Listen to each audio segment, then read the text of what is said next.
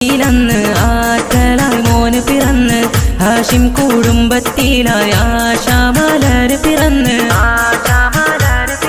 സത്യമതത്തിൻ മുത്തൊളി നൂറ് പിറന്നത് അജബല്ലേ പാരിൻ റഹ്മത്തായില്ലേ മക്ക പതിയിലണഞ്ഞില്ലേ ആമീന ആമീന ബീവിലന്ന് ആറ്റലായി മോന് പിറന്ന് ഹാഷിം കുടുംബത്തിലായി ആശാമലര് പിറന്ന്